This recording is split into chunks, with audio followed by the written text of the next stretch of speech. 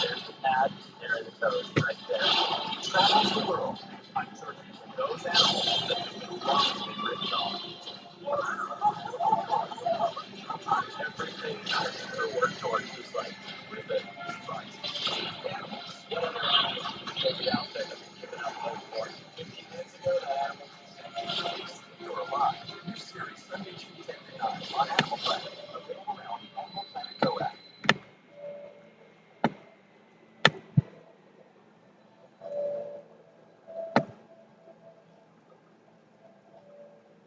Richie and Evan meet up with their diving team at Loch Ness. Today, they won't be diving as deep as they did in the North Channel, but it's no less dangerous. But you have a checklist, and one of the first things that the checklist says is how do you feel about diving. If you don't listen to that little voice inside your head, that's how accidents happen. All right, so just a quick weather update for you guys. Easterly winds, 4 to 2 to 3 at the minute. We're hoping it's going to drop off as we get out over towards the castle. We have only one goal on this dive, and that is to try and locate some of the caves that are reported to be underneath Burger Castle. What would you think would be a maximum depth that we want to set for this dive? 100 foot for this dive. 100 foot. So let's do it.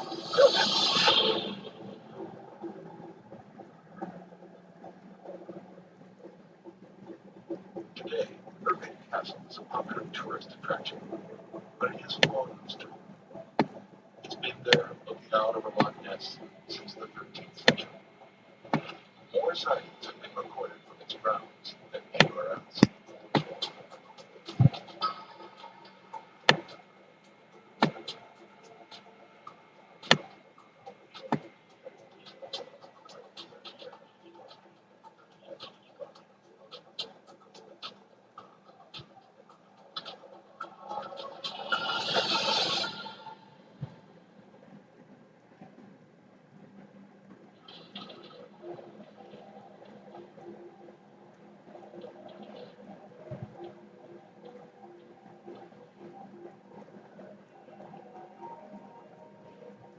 To me, we're just smoking at the dive.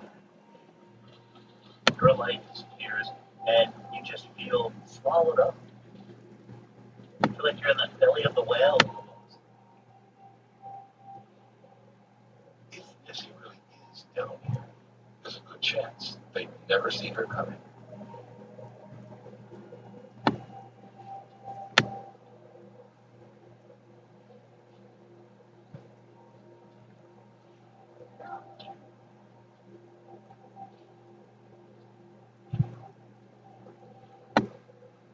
They came close. Without their spool of line, they could quickly lose track of which way is up and which is down, especially when the bottom of the lock disappears.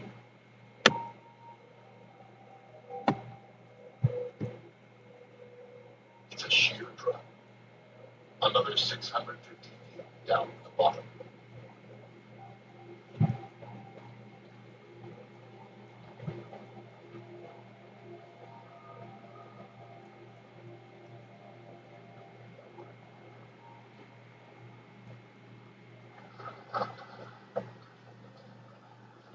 I gotta tell you, pretty dark down there. A couple of times I took my torch, held it to my chest, and it's black as coal. What was that? That was a spooky dive.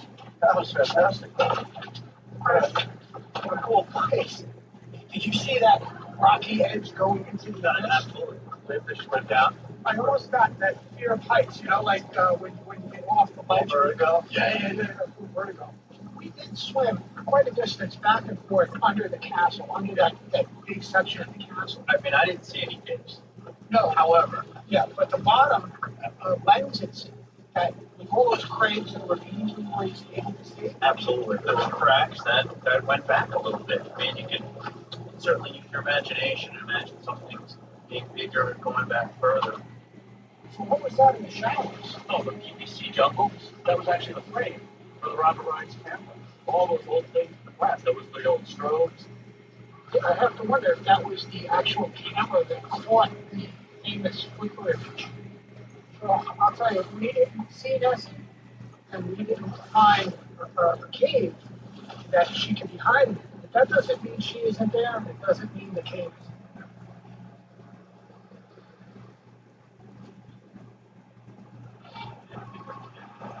You know, you come here and you're like, okay, Loch Ness Monster. Yeah, right. Yeah. Then you talk to people who honestly believe they've seen something. They're not saying that they've seen a monster. They're saying that they've seen something they can't explain. It just haunts me that there could be a connection between the UP85 and Loch Ness, that somehow, some way, these mythical beasts in Scotland are connected. Before Richie and Evan leave Loch Ness, they track down a local legend, a naturalist who has been working in the Scottish Highlands since the 1970s, Adrian Shine. They're quickly learning that they aren't the first to consider the possibility that some of these sea monster sightings could be connected. Well,